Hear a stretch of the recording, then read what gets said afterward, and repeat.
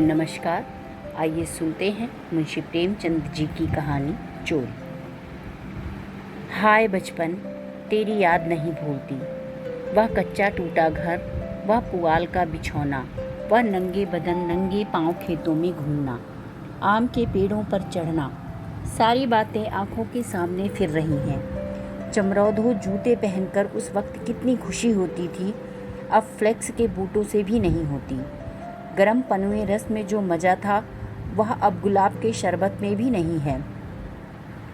चबेने और कच्चे बेरों में जो रस था वह अब अंगूर और खीर मोहन में भी नहीं मिलता। मैं अपने चचेरे भाई हलधर के साथ दूसरे गांव में एक मौलवी साहब के यहाँ पढ़ने जाया करता था। मेरी उम्र 8 साल थी। हलधर मुझसे 2 साल जेठ थे। हम दोनों प्रातःकाल बासी रोटियां खाकर दोपहर के लिए मटर और जौ का चबैना लेकर चल देते थे। फिर तो सारा दिन अपना था। मौलवी साहब के यहाँ कोई हाजिरी का रजिस्टर तो था नहीं और ना गैर हाजिरी का जुर्माना ही देना पड़ता था। फिर डर किस बात का। कभी तो थाने के सामने खड़े होकर सिपाहियों की कवायद देखते थे और कभी किसी भालू या बंदर नचाने वाले मदारी के आगे पीछे घूमने में दिन काट देते। कभी रेलवे स्टेशन की ओर निकल जाते और गाड़ियों की बहार देखते। गाड़ियों के समय का जितना ज्ञान हमको था उतना शायद टाइम टेबल को भी ना था। रास्ते में शहर के एक महाजन ने एक बाग लगवाना शुरू किया था। वहाँ एक कुआं खुद रहा था। वह भी हमारे लिए एक दिलचस्प तमाशा था। बूढ़ा माली हमें अपनी झोपड़ी में बड़े प्रेम से बैठाता था। हम उससे लड़ झगड़ कर उसका सारा काम करते। कहीं बाल्टी लिए पौधों को सींच रहे हैं, कहीं खुरपी से क्यारियाँ गोड़ रहे हैं और कहीं कैंची से बेलों की पत्तियाँ छाँट रहे हैं। उन कामों में कितना आनंद था। माली बाल प्रकृति का पंडित था। हमसे काम लेता पर इस तरह मानो हमारे ऊपर कोई एहसान कर रहा है। जितना काम वह दिन भर में करता हम घंटे भर में निपटा देते थे। अब वह माली नहीं है, लेकिन बाग हरा भरा है। उसके पास से होकर गुजरता हूँ तो जी चाहता है उन पेड़ों के गले मिलकर रोऊं और कहूँ, प्यारे तुम मुझे भूल गए लेकिन मैं तुम्हें नहीं भूला। मेरे हृदय में तुम्हारी याद अभी तक खरी है, उतनी ही जितने तुम्हारे पत्ते। निस्वार्थ प्रेम के तुम जीते जागते स्वरूप हो। कभी कभी हम हफ्तों गैर हाजिर रहते, पर मौलवी साहब से ऐसा बहाना कर देते कि उनकी बढ़ी हुई त्योरियां उतर जाती। उतनी कल्पना शक्ति आज होती तो ऐसा उपन्यास लिख मारता कि लोग चकित रह जाते। अब तो हाल यह है कि बहुत सिर देने के बाद ही कोई कहानी सूझती है। और हमारे मौलवी साहब दर्जी थे। मौलवीगिरी केवल शौक से करते थे। हम दोनों भाई अपने गांव के कुर्मी कुम्हारों से उनकी खूब बड़ाई करते थे। यूँ कहिए हम मौलवी साहब के सफरी एजेंट थे। हमारे उद्योग से जब मौलवी साहब को कुछ काम मिल जाता तो हम फूले ना समाते। जिस दिन कोई अच्छा बहाना ना सूझता, मौलवी साहब के लिए कोई न कोई सौगात ले जाते। कभी ये सेर आधा सेर फलियां तोड़ ली तो कभी 10-5 ऊख, कभी जौ या गेहूं की हरी हरी बालें ले ली। उन सौगातों को देखते ही मौलवी साहब का क्रोध शांत हो जाता। जब इन चीज़ों की फसल ना होती तो हम सजा से बचने का कोई और ही उपाय सोचते। मौलवी साहब को चिड़ियों का बड़ा शौक था। मकतब में श्याम, बुलबुल, दहियल और चंडूलों की पिंजरे लटकते रहते थे। हमें सबक याद हो या ना हो, पर चिड़ियों को याद हो जाते थे। हमारे साथ ही वे पढ़ा करती थीं। इन चिड़ियों के लिए बेसन पीसने में हम लोग खूब उत्साह दिखाते थे। मौलवी साहब सब लड़कों को पतंगे पकड़ कर लाने की ताकीद करते रहते। इन चिड़ियों को पतंगों से विशेष रुचि थी। कभी कभी हमारी बला पतंगों के ही सिर जाती थी। उनका बलिदान करके हम मौलवी साहब के रौद्र रूप को प्रसन्न कर लिया करते थे। एक दिन सवेरे हम दोनों भाई तालाब में मुंह धोने गए। हलधर ने कोई सफ़ेद सी चीज़ मुट्ठी में लेकर दिखाई। मैंने लपक कर मुट्ठी खोली तो उसमें 1 रुपया था। विस्मित होकर पूछा, यह रुपया तुम्हें कहाँ मिला? हलधर, अम्मा ने ताक पर रखा था, चारपाई खड़ी करके निकाल लाया। घर में कोई संदूक या अलमारी तो थी नहीं। रुपए पैसे एक ऊंचे ताक पर रख दिए जाते थे। एक दिन पहले चाचा जी ने सन बेचा था। उसी के रुपए जमींदार को देने के लिए रखे हुए थे। हलधर को ना जाने क्यों कर पता चल गया। जब घर के सब लोग काम धंधे में लग गए तो अपनी चारपाई खड़ी की और उस पर चढ़कर 1 रुपया निकाल लिया। उस वक्त तक हमने कभी रुपया छुआ तक न था। वह रुपया देखकर आनंद और भय की जो तरंगे दिल में उठी थीं, वे अभी तक याद हैं। हमारे लिए रुपया एक अलभ्य वस्तु थी। मौलवी साहब को हमारे यहाँ से सिर्फ 12 आने मिलते थे। महीने के अंत में चाचा जी खुद जाकर पैसे दे आते थे। भला कौन हमारे गर्व का अनुमान कर सकता था, लेकिन मार का भय आनंद में विघ्न डाल रहा था। रुपए अनगिनती तो थे नहीं, चोरी खुल जाना मानी हुई बात थी। चचा जी के क्रोध का भी मुझे तो नहीं, पर हलधर को प्रत्यक्ष अनुभव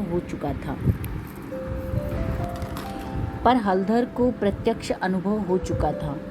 जो उनसे ज़्यादा सीधा आदमी दुनिया में ना था। चचा ने उनकी रक्षा का भार सिर पर ना लिया होता तो कोई बनिया उन्हें बाजार में बेच सकता था, पर जब क्रोध आ जाता तो फिर उन्हें कुछ न सूझता। और तो और चची भी उनके क्रोध का सामना करते डरती थी। हम दोनों ने कई मिनट तक इन्हीं बातों पर विचार किया और आखिर यही निश्चय हुआ कि आई हुई लक्ष्मी को ना जाने देना चाहिए। एक तो हमारे ऊपर संदेह होगा ही नहीं, अगर हुआ भी तो हम साफ इनकार कर जाएंगे। कहेंगे हम रुपया लेकर क्या करते, थोड़ा सोच विचार करते तो यह निश्चय पलट जाता और यह विभत्स लीला ना होती जो आगे चलकर हुई। पर उस समय हम में शांति से विचार करने की क्षमता ही ना थी। मुंह हाथ धोकर हम दोनों घर आए और डरते डरते अंदर कदम रखा। अगर कहीं इस वक्त तलाशी की नौबत आई तो भगवान ही मालिक है। लेकिन सब लोग अपना अपना काम कर रहे थे, कोई हमसे ना बोला। हमने नाश्ता भी ना किया, चबेना भी ना लिया। किताब बगल में दवाई और मदरसे का रास्ता लिया। बरसात के दिन थे, आकाश पर बादल छाए हुए थे। हम दोनों खुश खुश मकतब चले जा रहे थे। आज काउंसिल की मिनिस्ट्री पाकर भी शायद उतना आनंद ना होता। हजारों मंसूबे बांधते थे, हजारों हवाई किले बनाते थे। यह अक्सर बड़े भाग्य से मिला था।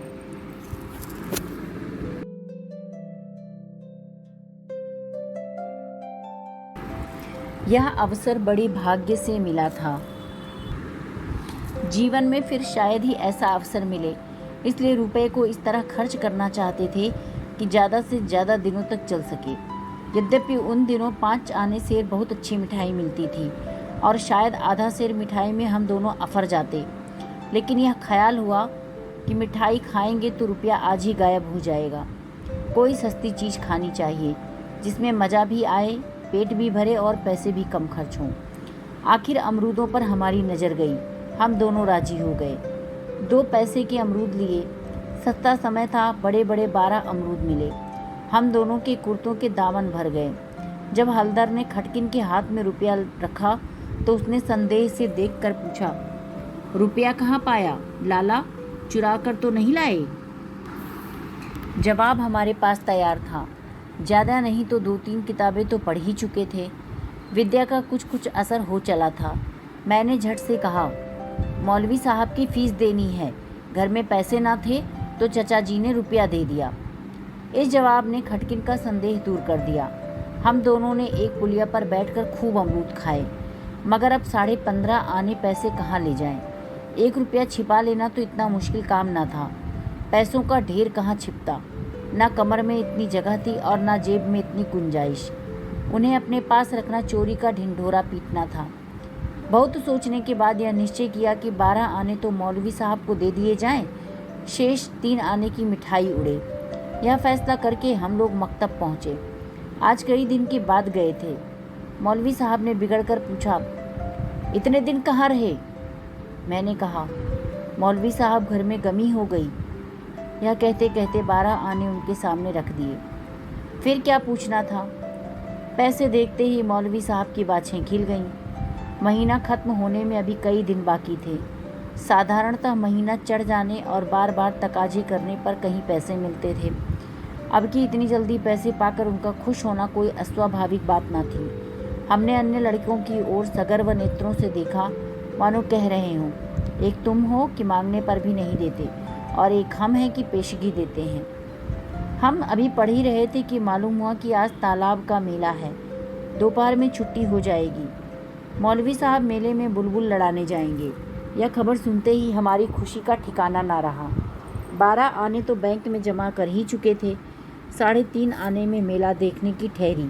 खूब बाहर रहेगी, मज़े से रेवड़ियाँ खाएंगे, गोलगप्पे उड़ाएंगे, झूले पर चढ़ेंगे, फिर शाम को घर पहुँचेंगे। लेकिन मौलवी साहब ने एक कड़ी शर्त यह लगा दी कि सब लड़के छुट्टी के पहले अपना अपना सबक सुना दें।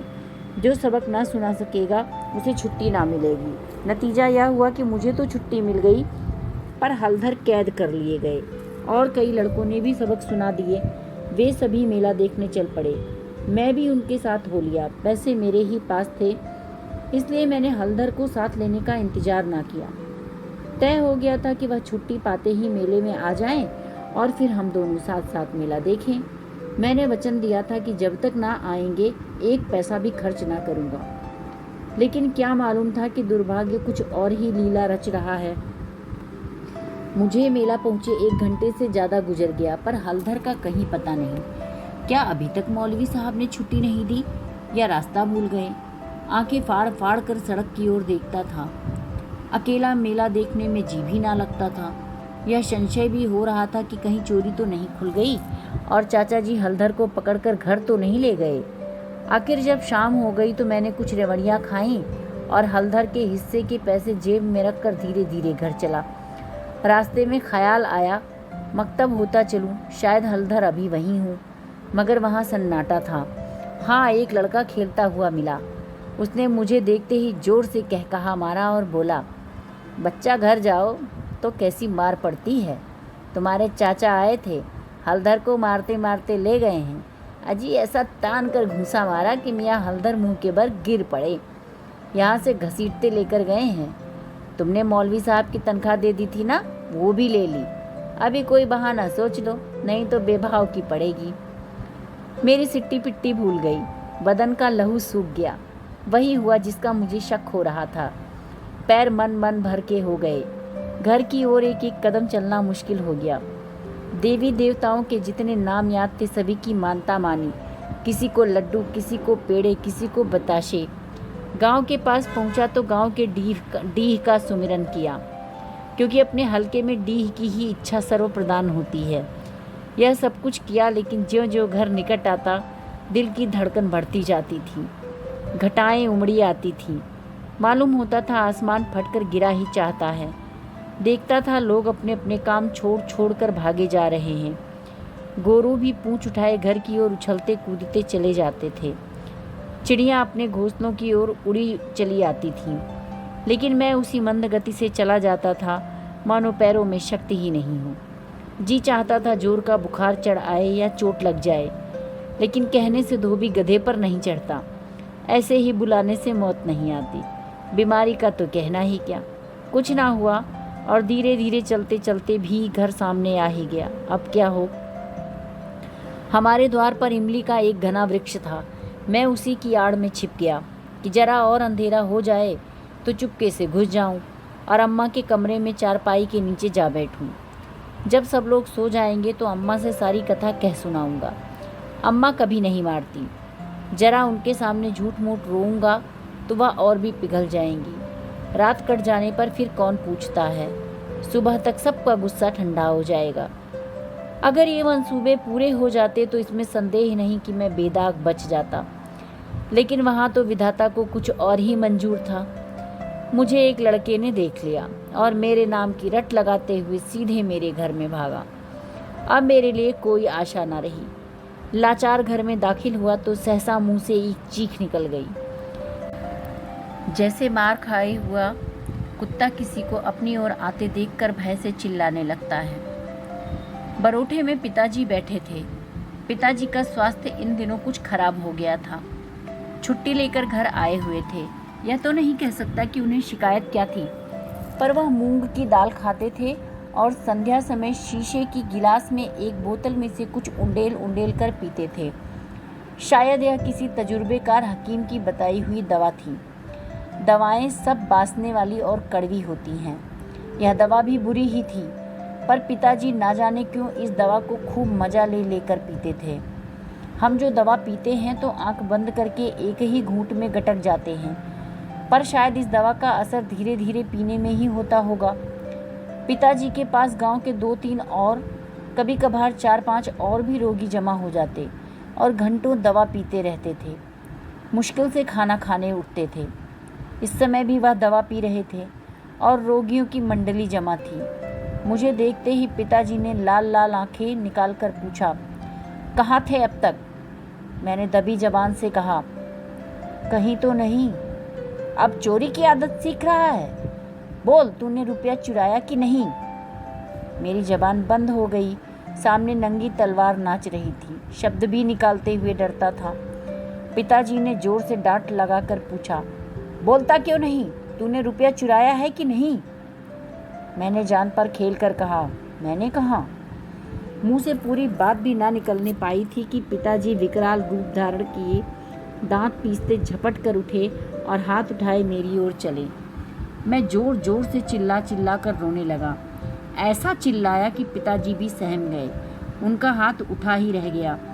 शायद समझे कि जब अभी से इसका यह हाल है, तब तमाचा पड़ जाने पर कहीं इसकी जान ही न निकल जाए। और मैंने जो देखा कि मेरी हिकमत काम कर गई, तो मैं और भी गला फाड़ फाड़ कर रोने लगा। इतने में मंडली के 2-3 आदमियों ने पिताजी को पकड़ लिया और मेरी ओर इशारा किया कि भाग जा। बच्चे ऐसे मौके पर और भी मचल जाते हैं और व्यर्थ मार खा जाते हैं। मैंने बुद्धिमानी से काम लिया, लेकिन अंदर का दृश्य इससे कहीं भयंकर था। मेरा तो खून सर्द हो गया। हलधर के दोनों हाथ एक खंभे से बंधे थे। सारी देह धूल धूसरित हो रही थी और वह अभी तक सिसक रहे थे। शायद वह आंगन भर में लोटे थे। ऐसा मालूम हुआ कि सारा आंगन उनके आंसुओं से भर गया है। चची हलधर को डांट रही थी और अम्मा बैठी मसाला पीस रही थी। सबसे पहले मुझ पर चची की निगाह पड़ी। बोली, लो वह भी आ गया। क्यों रे, रुपया तूने चुराया था कि इसने? मैंने निशंक होकर कहा, हलधर ने। अम्मा बोली, अगर उसी ने चुराया था तो तूने घर आकर किसी से कहा क्यों नहीं? अब झूठ बोले बगैर बचना मुश्किल था। मैं तो समझता हूँ कि जब आदमी को जान का खतरा हो तो झूठ बोलना क्षम्य है। हलधर मार खाने के आदी थे। 2-4 घूंसे और पड़ जाते तो उनका कुछ न बिगड़ता। मैंने मार कभी न खाई थी। मेरा तो 2 ही 4 घूंसों में काम तमाम हो जाता। फिर हलधर ने भी तो अपने आप को बचाने के लिए मुझे फंसाने की चेष्टा की थी। नहीं तो चची मुझसे क्यों पूछती कि रुपया तूने चुराया था या हलधर ने? किसी भी सिद्धांत से मेरा झूठ बोलना इस समय स्तुत्य नहीं तो क्षम्य जरूर था। मैंने छूटते ही कहा, हलधर कहते थे किसी से बताया तो मार ही डालूंगा। अम्मा, देखा, वही बात निकली ना। मैं तो कहती थी कि बच्चा की ऐसी आदत नहीं। पैसा तो वह हाथ से छूटा ही नहीं, लेकिन सब लोग मुझे को उल्लू बनाने लगे। हलधर, मैंने तुमसे कब कहा था कि बताओगे तो मारूंगा? मैं, वहीं तालाब के किनारे तो। हलधर, अम्मा बिल्कुल झूठ बोल रहा है ये। चची, झूठ नहीं सच है। झूठा तो तू है और तो सारा संसार सच्चा है। तेरा नाम निकल गया है ना। तेरा बाप नौकरी करता, बाहर से रुपए कमा कर लाता तो 4 जने उसे भला आदमी कहते, तो तू भी सच्चा होता। अब तो तू ही झूठा है। जिसके भाग्य में मिठाई लिखी थी उसने मिठाई खाई, तेरे भाग्य में तो लात खाना लिखा था। यह कहकर चाची ने हलधर को खोल दिया और हाथ पकड़कर भीतर ले गई। मेरे विषय में स्नेहपूर्ण आलोचना करके अम्मा ने पासा पलट दिया था, नहीं तो अभी बेचारे पर ना जाने कितनी मार पड़ती। मैंने अम्मा के पास बैठकर अपनी निर्दोषता का राग खूब अलापा और मेरी सरल हृदया माता मुझे सत्य का अवतार समझती थी। उन्हें पूरा विश्वास हो गया कि सारा अपराध हलधर का है। एक क्षण बाद में गुड़ चबेना लिए कोठरी के बाहर निकला। हलधर भी उसी वक्त चूड़ा खाते हुए बाहर निकले। हम दोनों साथ साथ बाहर आए और अपनी अपनी आप बीती सुनाने लगे। मेरी कथा सुखमय थी, हलधर के दुखमय, पर अंत दोनों का एक था, गुड़ और चबेना। यह कहानी बताती है कि बचपन कितना मासूम और द्वेष से रहित होता है। अगर आप सबको यह कहानी अच्छी लगे तो मेरे चैनल को लाइक करें, सब्सक्राइब करें और कमेंट अवश्य करें। आपके कमेंट मुझे प्रेरित करेंगे ऐसी ही अच्छी अच्छी कहानियाँ और अधिक मात्रा में खोज कर लाने के लिए। धन्यवाद।